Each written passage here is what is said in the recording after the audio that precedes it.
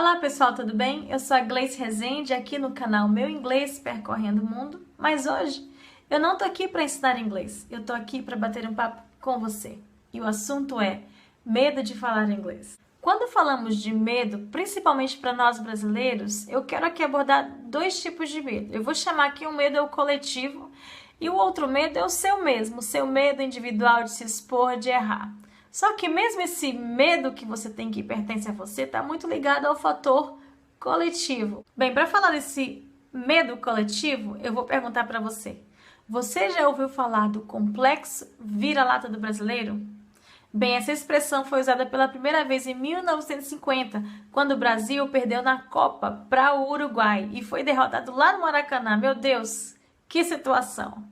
E, ao observar o comportamento derrotista do brasileiro, um escritor chamado Nelson Rodrigues fez um estudo sobre isso. E ele queria mostrar nesse estudo, e com esse termo complexo de vira-lata, a inferioridade do brasileiro frente a todo o resto do mundo. E, segundo ele, o brasileiro se colocava voluntariamente como o pior de todos. Ele costumava falar que o brasileiro era um narciso às avessas que cuspia na própria imagem. Vou te contar uma experiência minha para depois voltar ao termo complexo vira-lata. Quando eu morei fora do país, eu fui para a faculdade estudar e na minha turma tinham mais de 30 pessoas de quase 30 países diferentes. Imagina você, foi uma experiência assim única. Mas olha que interessante, tinha eu e mais duas amigas do Brasil. Tinha pessoas da Arábia, do Japão, tudo enquanto é país de formas diferentes de religião, de sotaque, de cultura.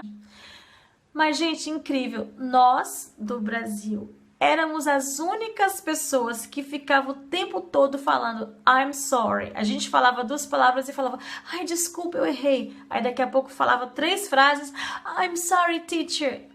Isso começou a incomodar a professora. Chegou um momento que ela falou assim, excuse me, why do you keep saying you're sorry? Stop being sorry, we make mistakes when we learn. O que ela quis dizer? Ela falou assim, por que vocês pedem desculpa o tempo inteiro? Meu Deus do céu!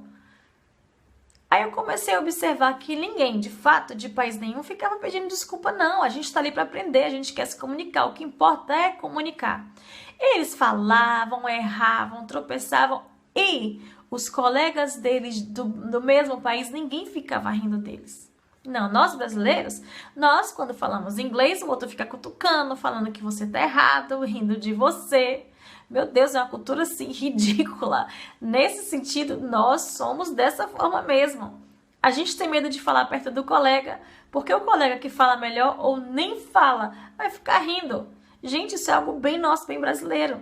E a gente achava que o nosso inglês era pior, que o sotaque era pior. Meu Deus do céu! E aí você lembra do complexo vira-lata. A gente estava sempre se inferiorizando em relação ao resto do mundo. O que eles queriam e o que é importante mesmo para o inglês é você se comunicar. Comprar, vender, amar, falar que está com fome, fazer negócios. O que importa é ser entendido. É claro que você vai estudar, se o seu alvo for ser proficiente, claro, você vai se esforçar para falar inglês da melhor maneira possível. Mas lembre-se, nós aprendemos errando. E às vezes a gente quer falar inglês igual o professor. Ah, eu quero ter inglês igual o inglês da Gleice. Beleza, você pode me superar, ser melhor do que eu, ser meu mestre. Mas olha, valoriza o seu inglês. Porque muito do que você aprende está ligado à sua própria essência também. Tem um pouquinho de você. É por isso que eu não fico, às vezes, antigamente eu ficava assim, na paranoia. Eu queria que o meu sotaque fosse tão idêntico ao americano que eu queria ser confundida. Parte disso era uma cobrança também de pessoas do Brasil. Porque qualquer erro, nossa, seu sotaque está carregado. E daí? Eu quero é me virar. E olha, eu tive uma professora uma vez, foi a partir daí do que eu ouvi dela que eu comecei a mudar completamente. Ela falou assim, o seu sotaque é sua essência, faz parte da sua identidade. Imagina, eu sou baiana, brasileira, com a minha tendência a falar inglês cantando. A questão não é essa. Entendeu? Faz parte de quem você é. Eu lembro uma vez numa entrevista que tinha um cara de outro país, ele falando português, E a repórter falou assim, mas você mora no Brasil há tantos anos, você assim não tem vontade de mudar esse seu sotaque e falar igual a gente? Ele falou assim, o que importa é que eu estou sendo compreendido. O meu sotaque faz parte de mim, de quem eu sou, do jeito que eu falo. E pra que eu vou mudar isso? Faz parte da minha identidade. Pra que eu vou mudar a minha identidade? Quer saber, gente? Morando fora, viajando por vários países por onde eu passei, eu percebi que é isso mesmo. O brasileiro era o único que queria mudar sua identidade, queria parecer com o americano ou qualquer que seja o país onde ele fosse. Ele queria copiar, queria ser igual ao outro, ele não queria manter sua identidade. Aí eu lembrei do complexo vira-lata, e não é que mesmo, não é que faz sentido? Sabe, além de professora, de educadora, eu também tenho uma formação internacional de coach, que chamam de life coach, coach de vida, dê o nome que quiser. E eu tenho tentado, ao longo desses anos, trabalhar esses meus alunos que têm medo de falar inglês. E muitas vezes esse medo que você tem, que é um medo seu, medo de se expor, medo de errar, está muito ligado justamente a esse fator cultural, da cobrança de perfeição, que ninguém é perfeito. Então, na minha aula, vale errar, vale tudo. Claro, a gente aprende errando. Você vai falar inglês bem, claro, eu vou te ajudar, você vai se esforçar, você vai estudar, mas chega um ponto que é você que está ali, a sua essência, é quem você é.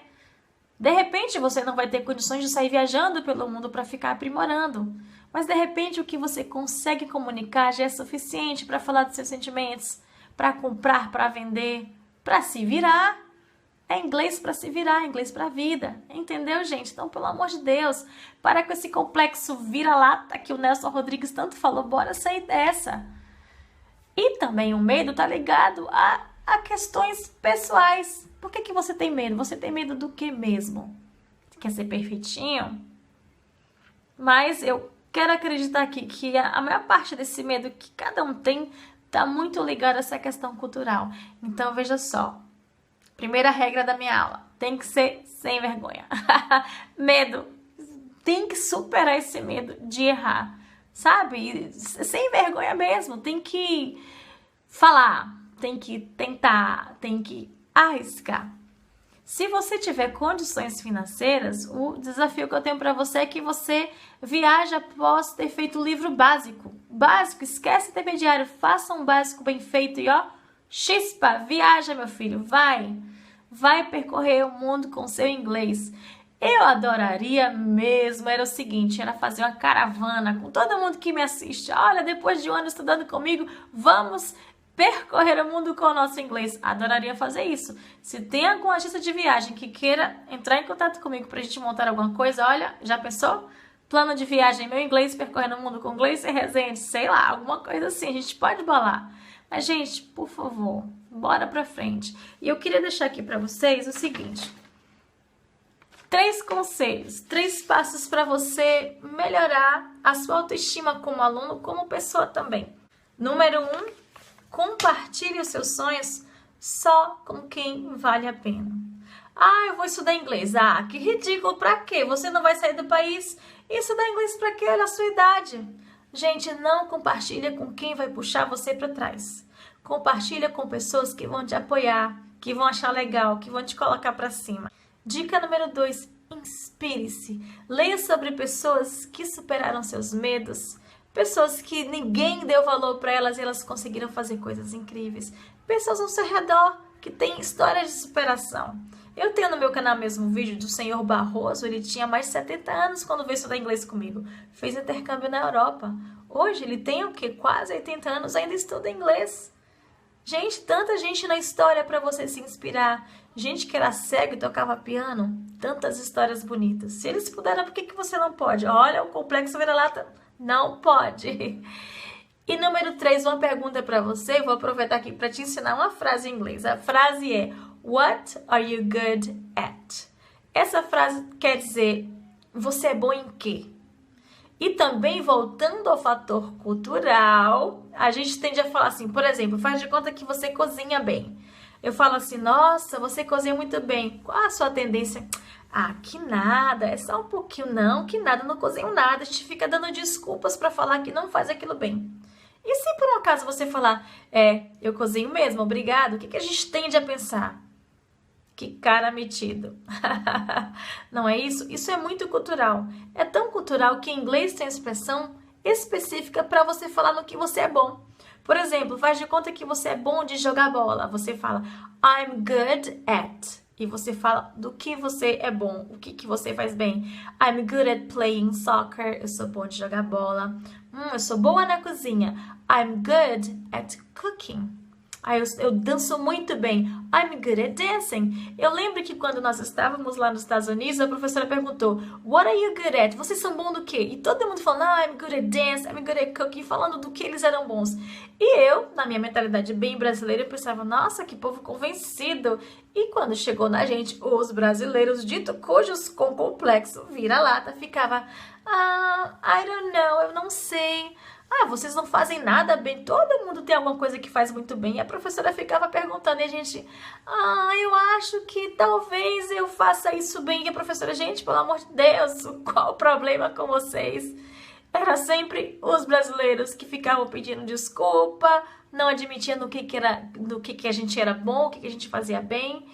E aí, depois de passar todos esses anos trabalhando com alunos que têm medo de falar inglês, lembrando de tudo que eu passei, lendo sobre o complexo vira-lata, depois teve minhas certificações de coach, eu trabalhando com isso, eu falei, meu Deus, e não é que essa cultura, como ela influencia na vida da gente? Eu quero te fazer um convite, quero te convidar para patrocinar o meu canal. E como é que você pode fazer isso? Compartilhando os vídeos com os amigos nas suas redes sociais, dando um like aqui, e falando do assunto. De uma coisa é preciso lembrar. Antes de você sair por aí percorrendo o mundo com o seu inglês, é preciso que você percorra o seu próprio mundo. Se amando, se conhecendo, se valorizando. Olha, você não faz ideia do quanto é capaz. Então, foi isso que eu queria passar para você. A gente se vê no próximo vídeo. Um grande abraço.